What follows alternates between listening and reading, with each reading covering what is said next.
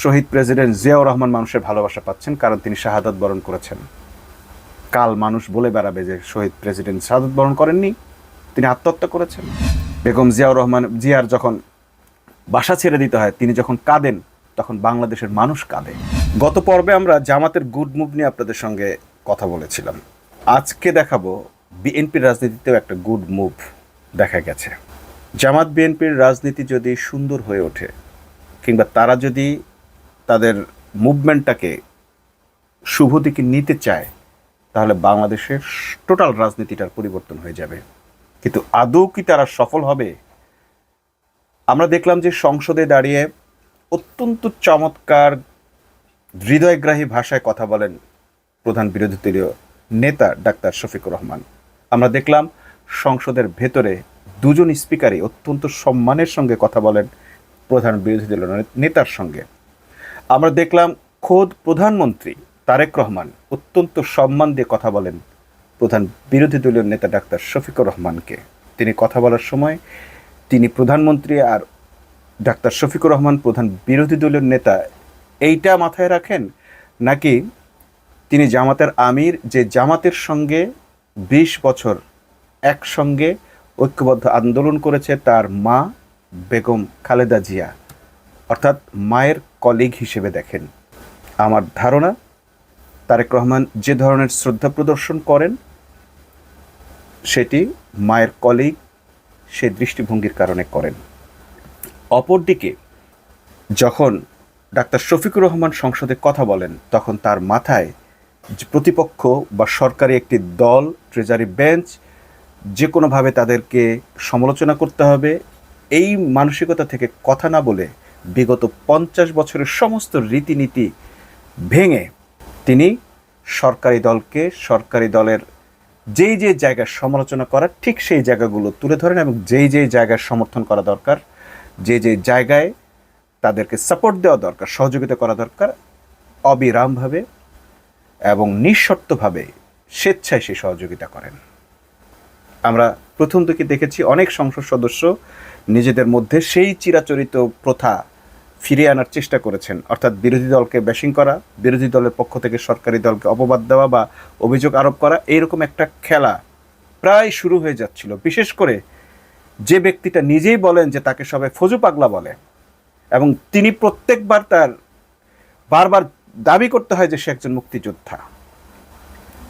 সংসদে আরও বহু মুক্তিযোদ্ধা আছে, অন্য কারো এইভাবে মুক্তিযোদ্ধা দাবি করতে না হলেও ফজু পাগলা, নিজেকে ফজু পাগলাও দাবি করেন এবং বলেন তিনি একজন মুক্তিযোদ্ধা। বারবার তাকে এই মুক্তিযোদ্ধার দাবি করে কথা বলতে, এবং তার একমাত্র কাজ হচ্ছে জামাত বিএনপির মধ্যে ক্লাশ তৈরি করা, জামাতের লোকদেরকে হিউমিলেট করে কথা বলা, তাদেরকে সংসদীয় আসনে বা সংসদ অধিবেশনে একেবারে ঠিক যেভাবে শেখ হাসিনা জামাতের প্রতি তার বিদ্বেষ পোষণ করতেন, ঠিক সেরকম বিদ্বেষ পোষণ করেন ফজলুর রহমান। তো সেই পরিবেশটাকে আস্তে আস্তে সম্মানিত স্পিকার, ডেপুটি স্পিকারদের হস্তক্ষেপে প্রধান বিরোধী দল এবং প্রধানমন্ত্রীর মধ্যে এক ধরনের সহনশীল মনোভাবের কারণে আমরা দেখলাম সংসদে সেই পরিবেশ কিন্তু আর তৈরি হয়নি, একে অপরের সহযোগিতামূলক পরিবেশ তৈরি হয়েছে। বিশেষ করে সর্বশেষ আমরা যখন দেখলাম ডাক্তার শফিকুর রহমান তার এলাকার উন্নয়নের জন্য, এলাকাবাসীর সমস্যা সমাধানের জন্য অত্যন্ত বিনীত ভাষায়, আবেগী ভাষায় এবং অধিকারের ভাষায় বাংলাদেশের প্রধানমন্ত্রীকে বাংলাদেশের প্রধানমন্ত্রী হিসেবে অ্যাড্রেস করে বললেন, আমার এলাকার দায়িত্ব আজকে থেকে আপনার। মানুষ আমার কাছে এটা চেয়েছে, তাদের এই সমস্যা আছে, কিভাবে সমস্যা সমাধান করবেন, আপনার পর্যন্ত পৌঁছে দেওয়াটা আমার দায়িত্ব ছিল, আমি পৌঁছে দিয়েছি, এবার কিভাবে সমাধান করবেন এটা আপনার ব্যাপার। এবং মাননীয় প্রধানমন্ত্রীও তার কথা শুনে তার পরের দিনই প্রত্যেকটা সেক্টরের লোককে, প্রতিমন্ত্রীকে তার সঙ্গে পাঠালেন, এলাকার সমস্যার সমাধানে তারা উদ্যোগ নিলেন। এবং আমরা দেখলাম প্রধানমন্ত্রীর কথায় ডাক্তার শফিকুর রহমান আর আসনে তার যে প্রতিদ্বন্দ্বী প্রার্থী ছিল সেও তাকে বড় ভাই বলে অ্যাড্রেস করছে, এবং দুজনে কাঁধে কাঁধ রেখে, এবং যে শাহ আলমকে নিয়ে এত বিতর্ক হলো সে শাহ আলমে কাঁধে কাঁধ মিলিয়ে অত্যন্ত শ্রদ্ধার সাথে একে অপরের সঙ্গে শ্রদ্ধাপূর্ণ সম্পর্ক বজায় রেখে এলাকার উন্নয়নে কাজ করছেন। মূলত একটি গণতান্ত্রিক দেশের সৌন্দর্য এটাই যে তারা ঝগড়া করবে, বিবাদ করবে, তারা একে অপরের কাছ থেকে ডিমান্ড করবে, আদায় করার চেষ্টা করবে, কিন্তু প্রত্যেকটা জিনিস হবে জনগণের কল্যাণের জন্য।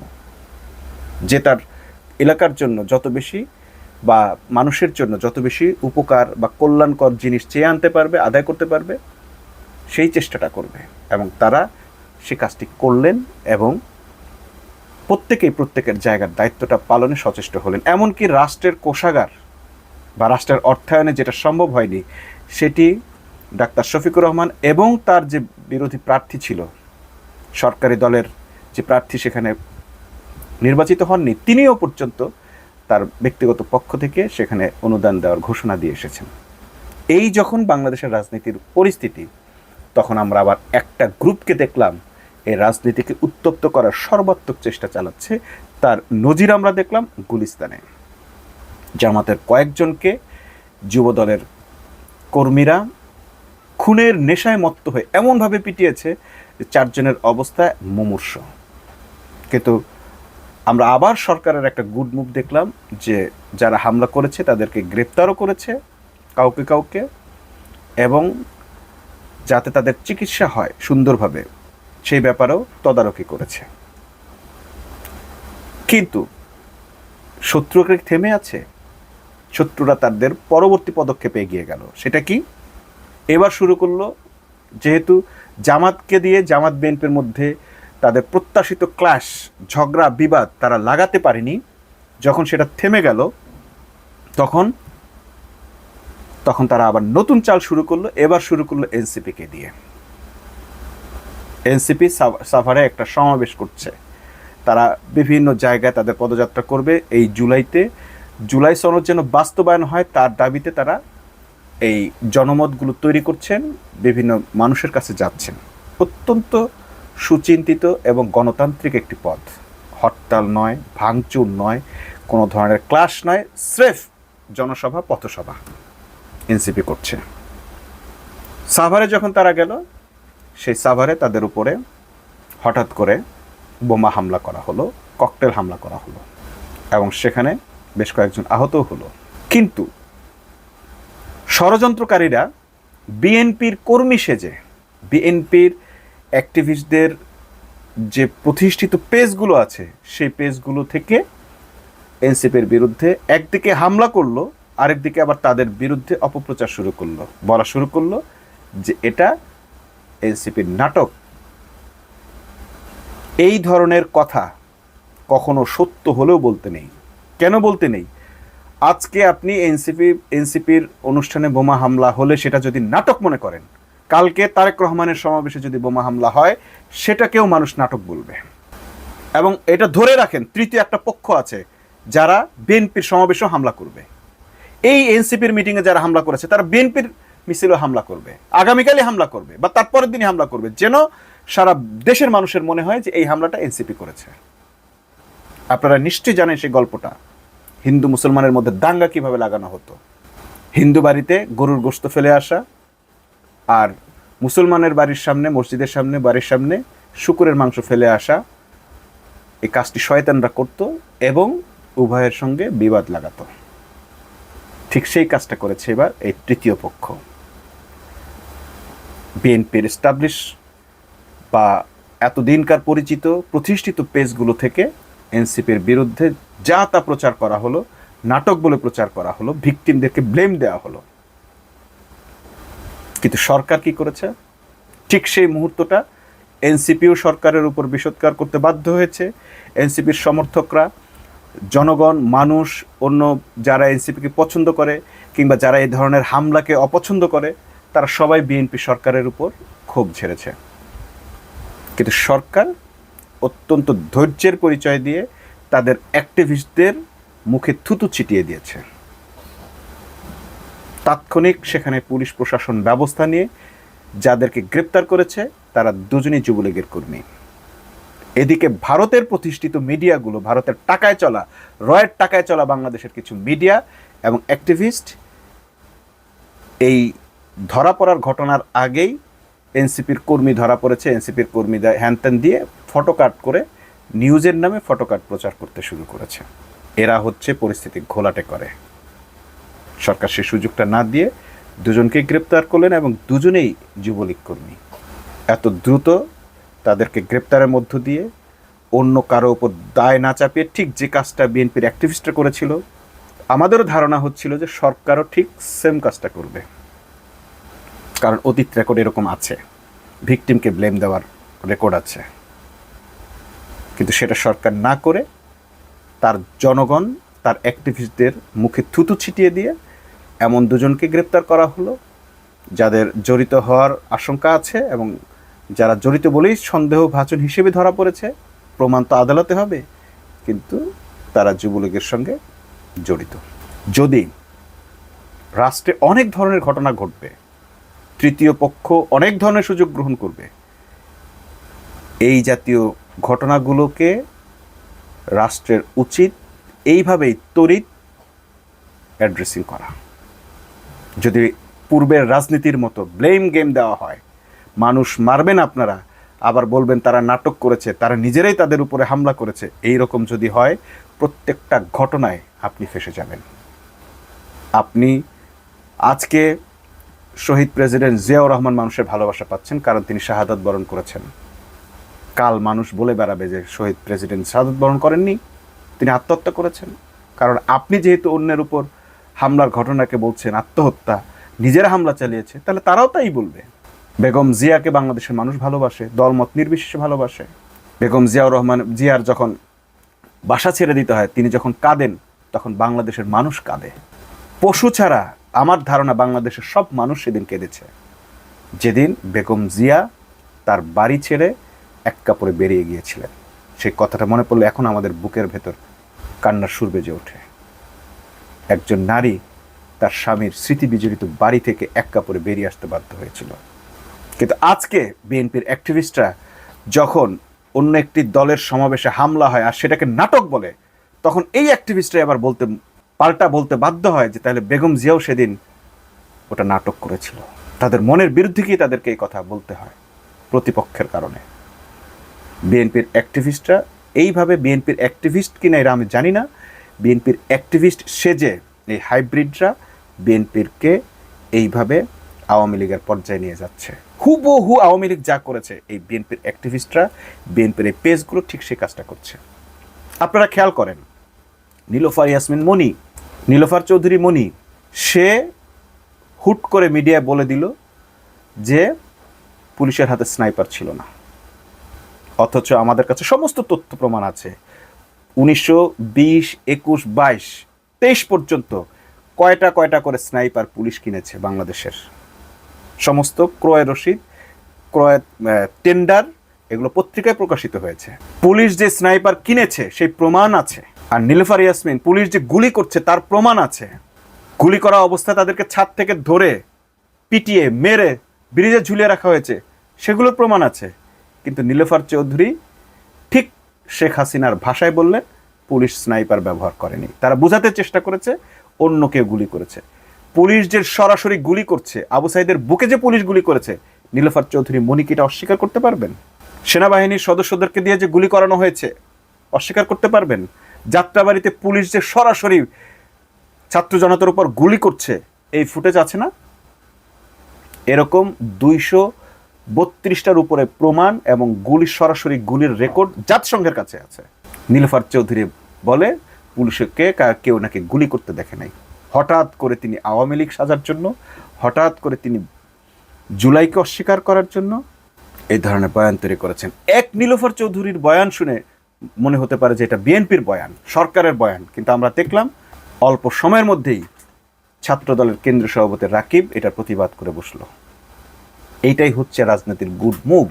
নিজের দলের লোক একটা মিথ্যা কথা বললেও শিয়াল যখন হুক্কা হুয়া বলে, বাকিরা কেয়া হুয়া বলে। এটা আওয়ামী লীগের শাসন অবস্থা ছিল। শেখ হাসিনা যাই বলতো তাকেই বলা হয়তো হুক্কা মানে কেয়া হুয়া, মানে সেটাই সত্য। এর চেয়ে বড় সত্য আর সত্য হইলেও সেটা মিথ্যা হয়ে যেত। শেখ হাসিনা বলছে মানে ওকে ফাইন, এটাই ঠিক। এইভাবে করে দলীয় নেতা কর্মীরা তাকে মনস্টার বানিয়েছিল, একটা দানব বানিয়েছিল। সে হাজারটা মিথ্যা কথা বলে এস্টাবলিশ করতে পেরেছিল তার জনগণের কাছে। তারা বলতো হ্যাঁ এটাই ঠিক। এমনকি এই সুযোগে তারা রাতকে দিন, দিনকে রাত বানিয়ে ফেলেছিল। কিন্তু আমরা দেখলাম বিএনপির কিছু এমপি, কিছু নেতা এখন সে চেষ্টা করলেও তাদের দলের ভেতর থেকেই এর জন্য প্রতিবাদ হয়। এটা রাজনীতির একটা গুড মুভ, এটাকে টিকিয়ে রাখতে হবে। এই তৃতীয় পক্ষকে কখনোই সুযোগ দেওয়া যাবে না। যারা অ্যাক্টিভিস্ট সেজে বিভিন্ন দল থেকে এসে পতিত মানে আওয়ামী সরকারের লোকগুলো এনসিপিতে যুক্ত হয়েছে, বিএনপিতে যুক্ত হয়েছে, এদের মধ্যে একটা দল আবার আমরা জামাতি বলি না, গামাতি সেজে বসে আছে, অ্যাক্টিভিস্ট সেজে আছে, অমুকের ফ্যান গ্রুপ, তমুকের ফ্যান গ্রুপ সেজে এরাই এই ধরনের শয়তানিগুলো করছে। রাজনৈতিক দলগুলোর মধ্যে এক ধরনের সংঘর্ষ তৈরি করার চেষ্টা করছে। একদিকে রাজনীতির শীর্ষ নেতারা নিজেদের মধ্যে একটা কোরিলেশন তৈরি করার চেষ্টা করছেন, দেশের উন্নয়নের জন্য তারা ঝগড়াও করছেন, প্রতিবাদ করছেন, আবার নিজেদের মধ্যে সম্পর্কটা রক্ষা করে চলছেন। আর অন্যদিকে এই অ্যাক্টিভিস্ট সাজার লোকগুলো রাজনীতিকে উত্তপ্ত করার চেষ্টা করছে, যাতে পানি ঘোলা হলে অন্যরা মাছ শিকার করার সুযোগ পায়। এর কারণ হচ্ছে বাংলাদেশ থেকে কয়েক লক্ষ কোটি টাকা পাচার করা হয়েছে। এই টাকা দিয়ে এই অ্যাক্টিভিস্ট ভাড়া করে কেউ বিএনপি কর্মী সাজতেছে, কেউ খালেদা জিয়ার ফ্যান সাজতেছে, কেউ তারেক রহমানের ফ্যান সাজতেছে, কেউ সবার আগে বাংলাদেশের মতো নাম দিয়ে পেজ চালাচ্ছে, কেউ নীলোফার চৌধুরীর মতো মানে এমপি সাজতেছে, কেউ হুজুর সাজতেছে, কেউ জামাতি সাজতেছে, কেউ কি বলে ডাক্তার শফিকুর রহমানের ফ্যান সাজতেছে, ডাক্তার শফিকুল ইসলাম মাসুদের ফ্যান সাজতেছে। এরকম সেজে সেজে তারা এই কাজগুলো করতেছে। আর এদেরকে স্টাবলিশ করার দায়িত্ব, মহান দায়িত্ব নিয়ে নিয়েছেন কাজী জেসিন নামের একজন সাংবাদিক। যে কোনো পেজ থেকে এই যে পেজগুলো যারা সাজায়, যারা বানায়, তারা আসলে কে বা কারা এটা কেউই জানে না। আজকে আপনি চাইলেই অমুক ফ্যান গ্রুপ বানিয়ে ফেলতে পারেন, আপনি ফ্যান না হইলেও পারেন, আপনি তার চিরশত্রু হয়ে একটা ফ্যান গ্রুপ বানাইতে পারেন। বানায়া এরপরে দেখবেন যে যেহেতু ফ্যান গ্রুপ বানিয়েছেন, তার কিছু ফ্যান তো এখানে আসবেই। এবার তারা তাদের মতো বলবে, আপনি তাদেরকে মিসগাইড করবেন। কীভাবে মিসগাইড করবেন? আপনি তাদের হয়ে এমন কথা বলবেন যেটি আসলে জামাতের কথা নয়, যেটি আসলে বিএনপির কথা নয়, যেটি আসলে তারেক রহমানের কথা নয়, যেটি এনসিপির কথা নয়। একদিকে আমরা দেখছি বিএনপির পেজগুলো থেকে, বিএনপির ফ্যান পেজগুলো থেকে বা বিএনপি হিসেবে প্রতিষ্ঠিত পেজগুলো থেকে এনসিপিকে ব্লেম দেওয়া হচ্ছে। আবার দেখছি এনসিপির পক্ষ থেকে জামাতকে ব্লেম দেওয়া হচ্ছে। অর্থাৎ কারো সঙ্গে কারো ভেতরকার সম্পর্ক যেন অটুট না থাকতে পারে। আবার একটা গ্রুপ কমই সেজেছে, তারা আবার মানে জামাতকে এমনভাবে হিট করে যাতে জামাতের কর্মীরা আবার তাদের হিট করে। এই যে বাংলাদেশের পরিস্থিতি ঘোলাটে করার চেষ্টা, এই তৃতীয় পক্ষটা ওই এস আলমের গ্রুপের, এস আলমের টাকায় পরিচালিত রয়্যাল এজেন্টদের একটি গ্রুপ। হয়তো একজন দুজন করে তাদের আছে, বাকি সবাই হয়তো নিরীহ মানে বোকাশোকা সহজ সরল মানুষেরা এই পেজগুলোতে ঢুকে তারপরে ফাঁদে পা দিচ্ছে। হ্যাঁ আমার নেতাকে এটা বললো, আমি একটা বলি, আমরা সবাই তাই করছি। হ্যাঁ আমার নেতাকে বললো, আমি একটা জবাব দিয়ে বসি। কিন্তু আসলে আমার নেতাকে অমুক কি বলেছে কি বলে নাই সেটা আমরা বিচার বিশ্লেষণ করি না। এখন এই কাজে নেতৃত্ব দিচ্ছে কে? সাবেক তথ্য উপদেষ্টা। হঠাৎ করে সে যখনই দেখে রাজনীতিতে সুন্দর একটা সহনশীল পরিবেশ বিরাজ করছে, তখনই হুট করে সে একজনকে এমনভাবে খোঁচা দেয় যেন তার হয়ে, তার বিপরীতে অন্যরাও খোঁচা দিতে, আঘাত করতে উৎসাহিত হয়। উজিরে খামোখা মাহফুজ আলম। আমাদের ধারণা যে পুরো বিনিয়োগটা মানে একটা বিনিয়োগের বড় অংশ এখন তার পেছনে করা হচ্ছে, যেন রাজনৈতিক দলগুলোর মধ্যে, বিশেষ করে বিরোধী দলে যারা রয়েছে তাদের ভেতরকার সম্পর্ক নষ্ট হয়। বিরোধী দলের সঙ্গে সরকারি দলের ভেতরের যে সম্পর্কটা তৈরি হওয়ার সম্ভাবনা তৈরি হয়েছে সেটা যেন নষ্ট হয়। কেন এটা করে জানেন? আপনাদেরকে একটা ঘটনা শুধু আপনাদের মনে করিয়ে দিই। এবার তারেক রহমান মালয়েশিয়া এবং চীন সফর করে এসেছেন। আপনারা নিশ্চয়ই জানেন বিদেশ সফর করে সাধারণত বিনিয়োগ আনার জন্য, বাংলাদেশের অর্থনীতিকে চাঙ্গা করার জন্য। এবং বিদেশিরা চায় এমন দেশে এমন সময় বিনিয়োগ করবে যখন সে দেশে একটা স্থিতিশীল পরিবেশ বিরাজ করবে। বিনিয়োগ করতে হলে রাজনৈতিক স্থিতিশীলতার প্রয়োজন হয়, এবং সে রাজনৈতিক স্থিতিশীলতার প্রয়োজন হলে তখন তারা যেটা করে সেটা হচ্ছে বিরোধী দলকেও তাদের সঙ্গে বসতে হয়, কথা বলতে হয় এবং দেখাইতে হয় যে আমরা একত্রে আছি, দেশের উন্নয়নে আমরা একত্রে আছি, আপনারা বিনিয়োগ করেন। আর যদি সেই সময় বিরোধী দল কারো উস্কানিতে দেখায় যে না আমরা একত্রে নাই, তখন বিদেশি বিনিয়োগগুলো আর আসে না। আমরা দেখলাম এবার তারেক রহমান বিদেশে থাকতেই জামাত তাদেরকে অভিনন্দন জানাচ্ছে, এই সফরকে অভিনন্দন জানাচ্ছে। এবং যে দেশে মালয়েশিয়া সফর করেছে, যে আনোয়ার ইব্রাহিমের দেশে গেছে, সেই আনোয়ার ইব্রাহিমের সঙ্গে জামাত শিবিরের সম্পর্ক সবচেয়ে ভালো। শিবিরের 1979 সালের সদস্য সম্মেলনে এসেছিলেন, মেহমান হয়ে এসেছিলেন আনোয়ার ইব্রাহিম। অর্থাৎ বাংলাদেশে বিদেশি বিনিয়োগের একটা পরিবেশ যখন তৈরি হয়েছে, রাজনৈতিক স্থিতিশীলতা যখন দৃশ্যমান হয়ে উঠছে, তখনই রয়্যাল এজেন্টদের, ভারতের সেবাদাসদের, ভারতের মদতপুষ্ট মিডিয়াগুলোর চুলকানি শুরু হয়ে গেছে। তারা এমন একটা পরিবেশ আছে প্রমাণ করতে চায় যেন এখানে বিদেশি বিনিয়োগ আসতে না পারে। এখানে রাজনৈতিক স্থিতিশীলতা তৈরি হয়েছে, এটা যেন বিদেশিরা বুঝতে না পারে। এমনকি আমরা দেখলাম আমেরিকার জাতীয় দিবস পালন নিয়েও এখানে এই চুলকানিগুলো একদল করেছে। কেউ না বুঝে করেছে, আর কেউ ফাঁদে পড়ে অন্যের ফাঁদে, অন্যের উস্কানিতে পা দিয়ে করেছে। অবশ্যই এসবের ব্যাপারে সতর্ক থাকতে হবে বাংলাদেশ সবার। আপনি সরকারের সমালোচনা করবেন, সরকারের ভালো দিকের প্রশংসা করবেন, আপনি অবশ্যই চাইবেন যে আপনার বিদ্বেষ প্রচারের কারণে, আপনার বিদ্বেষের কারণে যেন বাংলাদেশ ক্ষতিগ্রস্ত না হয়, বাংলাদেশ নামক রাষ্ট্রটি কোনোভাবেই যেন ক্ষতিগ্রস্ত না হয়। বাংলাদেশে যদি কয়েক হাজার কোটি টাকার বিনিয়োগ আসে, এটা বাংলাদেশের রাষ্ট্রের জন্য উপকার। আমরা একদিকে বিনিয়োগ আনার চেষ্টা করব, অন্যদিকে চেষ্টা করব যেন এই বিনিয়োগের টাকা পাচার না হয়ে যায়, দুর্নীতি না হয়, বিনিয়োগের একটা সুন্দর পরিবেশ তৈরি হয়। এবং এই বিনিয়োগের সুন্দর পরিবেশের জন্য চাঁদাবাজি দমন করা সবচেয়ে জরুরি। আমরা জামাতকে দেখলাম সেই চাঁদাবাজি দমনে তারা রাস্তায় জীবন প্রাণ দিয়ে লড়াই করছে। সরকার যদি আরেকটু স্ট্রিক্ট হয়, বাংলাদেশ থেকে চাঁদাবাজ নির্মূল হয়ে যাবে। আমরা সরকারের কাছেও সে প্রত্যাশা রাখছি। আজকের মতো এখানে, আল্লাহ হাফেজ।